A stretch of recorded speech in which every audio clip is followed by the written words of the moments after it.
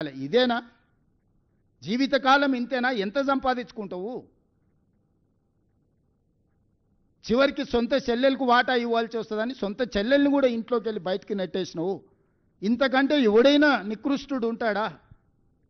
పాత సామెత ఒకటి ఉంది, కోతుల పంచాయతీ పిల్లి తీర్చిందని.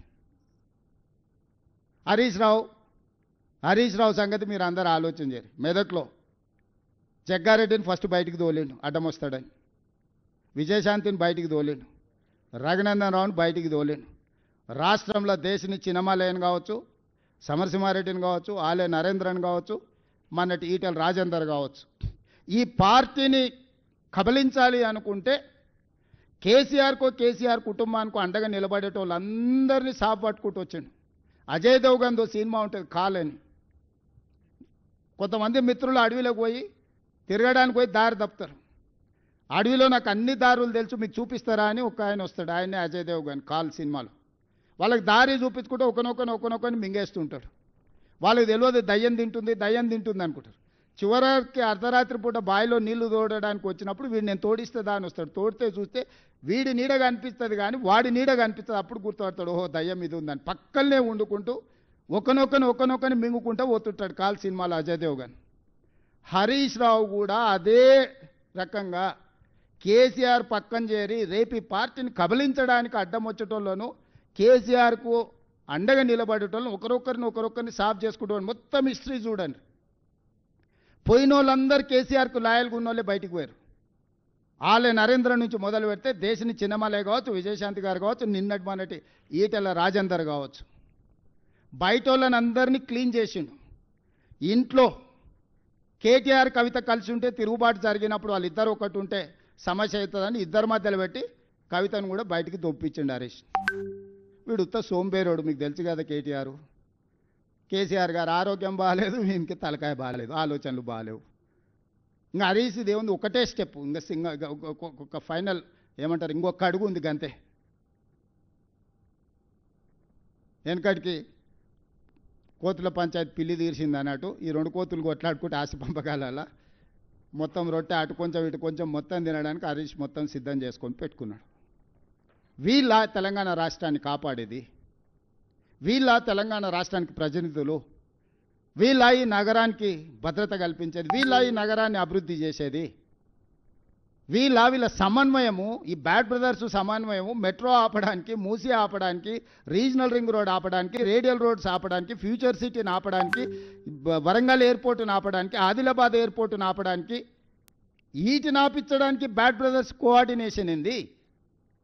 అభివృద్ధి చేయడానికి సహకరించండి. ఈరోజు ప్రభుత్వం వచ్చింది, ప్రజలు ఎన్నుకున్న ప్రభుత్వం ఇది. మేమేం మీ ఆస్తి అడగడం లేదు కదా. ఈ కక్ష ఏంది? అందుకే విజ్ఞత కలిగిన జూబ్లీహిల్స్ నియోజకవర్గ ఓటర్లను నేను విజ్ఞప్తి చేస్తున్నా, మీ సమస్యల్ని నగర అభివృద్ధిని చేసే బాధ్యత నాది. 10 సంవత్సరాలు అండగా నిలబడండి. 10 సంవత్సరాలు 1994 నుంచి 2004 వరకు చంద్రబాబు నాయుడు గారికి తెలుగుదేశంకి అండగా నిలబడ్డారు. మనం కళ్ళతోనే అభివృద్ధి చూసినాం. 2004 నుంచి 2014 వరకు కాంగ్రెస్ పార్టీకి రాజశేఖర రెడ్డి గారికి అండగా నిలబడ్డారు, అభివృద్ధిని చూసినాం. 2014 నుంచి 2024 వరకు మోడీ కేసీఆర్కి అండగా నిలబడ్డారు, విధ్వంసాన్ని చూసినాం. ఈ 2024 నుంచి 2034 వరకు 10 సంవత్సరాలు జంట నగరాల ప్రజలు మాకు అండగా నిలబడండి, అభివృద్ధి చేసి చూపిస్తాము, మెట్రో పూర్తి చేస్తాం, మూసీ నది ప్రక్షాళన చేస్తాము, హైదరాబాద్కు గోదావరి జలాలను ఇంకా అదనంగా తీసుకొస్తాం, ఫ్యూచర్ సిటీని నిర్మిస్తాం, రేడియల్ రోడ్డును నిర్మిస్తాము, రీజనల్ రింగ్ రోడ్డును నిర్మిస్తాము, మచిలీపట్నం పోర్టుకు రోడ్లు వేస్తాము, శ్రీశైలానికి ఎలివేటర్ కారిడార్తో పాటు గ్రీన్ఫీల్డ్ హైవేస్ నిర్మిస్తాము, ప్రపంచంలోనే అత్యధికంగా గ్లోబల్ కేపబిలిటీ సెంటర్స్ని ఇక్కడికి తీసుకొచ్చి పెడతాము, డేటా సెంటర్స్ని ఇక్కడికి తీసుకొచ్చి పెడతాము, ఫార్మాలో పెట్టుబడులు తీసుకొస్తాం, పరిశ్రమలు తీసుకొస్తాము, ఈవీ వెహికల్స్ ఆటోమొబైల్ ఇండస్ట్రీని హైదరాబాద్ నగరానికి తీసుకొస్తాము, శాంతి భద్రతలను కాపాడతాము, గంజాయి డ్రగ్స్ను తొక్కి నారదీస్తాము. ఇవాళ మనం ఎంత కష్టపడ్డా మన పిల్లలు స్కూల్కి పోయి గంజాయి చాక్లెట్లు తినే పరిస్థితి వచ్చిందంటే ఎంత ఆందోళనకరమైన పరిస్థితి ఉంది నగరంలో. చెరువులు కబ్జా పెట్టుకొని, నాలాలు కబ్జా పెట్టుకుంటే ఆ నీళ్లు మనం జీవితాంతం కష్టపడ్డ వస్తువులన్నీ కూడా నీట మునిగిపోతే ఆ దుఃఖం ఏందో చూడండి. నాలాలు చెరువులు కబ్జాలు పెట్టుకున్న వాళ్ళు పదుల మీద ఉంటే వాళ్ళ కబ్జాల వల్ల మునిగేటోళ్ళు వేల మీద వేలాది కుటుంబాలు ఉన్నాయి. వాళ్ళకి న్యాయం చేద్దాం, నష్టపరిహారం ఇద్దాం. చెరువులు ఆక్రమించుకున్న వాళ్ళు లేకపోతే నాలాలు ఆక్రమించుకున్న వాళ్ళు పేదోళ్ళు ఉంటే, బలిసినోడు ఉంటే పగులుతుంది, పేదోడు ఉంటే ఆదుకుందాం. రాండి, ఒక ప్రణాళికబద్ధంగా అసెంబ్లీలో చర్చ పెడదాం. ఒక ప్రత్యేకమైన చర్చ తీసుకుందాం. హైడ్రా మీద, ఈగల్ ఫోర్స్ మీద, రెండింటిని ఎప్పుడు చెప్తే అప్పుడు పెడతా సెషన్స్. నిర్దిష్టమైన చర్చ చేద్దాం.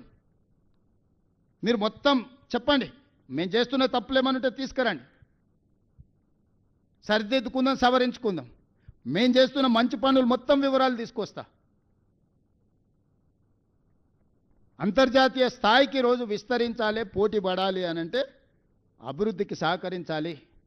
ఇప్పటి వరకు కౌన్సిలరు, కార్పొరేటర్లు, ఎమ్మెల్యేలు, ఎమ్మెల్సీలు, ఎంపీలు, రాష్ట్రం, కేంద్రం బీజేపీ బీఆర్ఎస్కే ఇచ్చారు. ఈ ఒక్కసారి మాకు అవకాశం ఇవ్వండి. నవీన్ యాదవ్ యువకుడు, ఆ పిల్లగాడు అక్కడనే పుట్టిండు, అక్కడనే పెరిగిండు. ఆ పిల్లగాడిని రౌడీ రౌడీ అని మాట్లాడుతారు. ఎవడా దీపావళి పండుగ రోజు గంజాయి కొట్టేటోడు రౌడీ అవుతాడా? గల్లీల పేదోళ్ళకి అండగా నిలబట్టోడు రౌడీ అవుతాడా? 10 ఏళ్ళ సినిమా హీరోల గెస్ట్ హౌస్లలో నువ్వు ఎట్లా గడిపినో లోకానికి అంతే తెలుసు. ఎప్పుడైనా సినిమా కార్మికుల గురించి ఏ రోజు అని పిలిచి మాట్లాడినవా? ఈరోజు మా ప్రభుత్వాలను పిలవడం, మాట్లాడమే కాదు, లైఫ్ ఇన్సూరెన్స్, జీవిత బీమా, ఆరోగ్య బీమా, వాళ్ళ పిల్లల చదువులకు కావాల్సిన ప్రణాళికలు. రేపు సినిమా టికెట్ల ధరలు పెంచితే 20% వాళ్లకు వెల్ఫేర్ బోర్డుకి ఇస్తేనే సినిమా టికెట్ల ధరలు పెంచుతానని నేను మాట ఇచ్చిన. ఈరోజు చిత్రపురి కానీ, ఫిలిం నగర్ కానీ మేము కట్టినాయి కాదా, మేము ఇచ్చినాయి కాదా? ఈరోజు సినిమా ఇండస్ట్రీ 1964లో నంది అవార్డులు మేము మొదలుపెట్టినాం, కళాకారులను ప్రోత్సహించాలి. 10 ఏళ్ళు నువ్వు బంధు పెడితే మళ్ళీ గద్దరన్న పేరు మీద అవార్డ్స్ ఇచ్చింది మేం కాదా? ఈరోజు నంది అవార్డ్స్ నుంచి ఆస్కార్ అవార్డు వరకు తెలుగు ఫిల్మ్ ఇండస్ట్రీ విస్తరించిందంటే దానికి కాంగ్రెస్ కారణం కాదా? ఫిల్మ్ ఇండస్ట్రీ కోసం ఏదైనా కేసీఆర్, కేటీఆర్, బీజేపీ చేసింది ఒక్కటి ఉందా చెప్పండి? ఫిలిం నగర్ నుంచి, ఫిలిం నగర్ క్లబ్ నుంచి మొదలు పెడితే చిత్రపురి కాలనీ వరకు మేమే కదా చేసింది. కార్మికులను ఆదుకున్నది మేమే కదా. రేపటి వాళ్ళ భవిష్యత్తు ప్రణాళికలు. ఇప్పుడు బాలీవుడ్ వస్తుంది, రేపు హాలీవుడ్ను కూడా ఇక్కడ షూటింగ్లకు తెచ్చే బాధ్యత మేము తీసుకుంటాం. సినిమా పరిశ్రమను వాళ్ళ నక్కున పెట్టి చూసుకుంటాము. వాళ్ళ మంచి కోసమే కదా. నిఖత్ జరీన్, సిరాజ్కు డిఎస్పీ ఉద్యోగాలు ఎందుకు ఇచ్చినాం? క్రీడల్ని ప్రోత్సహించడానికి కదా. మొహమ్మద్ అజారుద్దీన్ ఈరోజు మంత్రిని చేస్తే కూడా మీకు కడుపుమంట. మా మంత్రివర్గంలో మా నాయకుడు ప్రజల కోసం ప్రాతినిధ్యం ఇస్తే మీకెందుకు దుఃఖము? నాకు అసలు అర్థమే కాలే. అసలు ఏంది వీళ్ళ ఆలోచన? భావదారిద్ర్యం ఏంది? దరిద్రపు కొట్టు ఆలోచనలు ఏంది? దుఃఖమేంది వీళ్ళది? మీ సమస్యలు కూడా పెండింగ్ ఉంటే నేను వచ్చినాకనే పరిష్కరించిన. మీకు నష్టం కోర్టు తీర్పు వల్ల జరిగింది.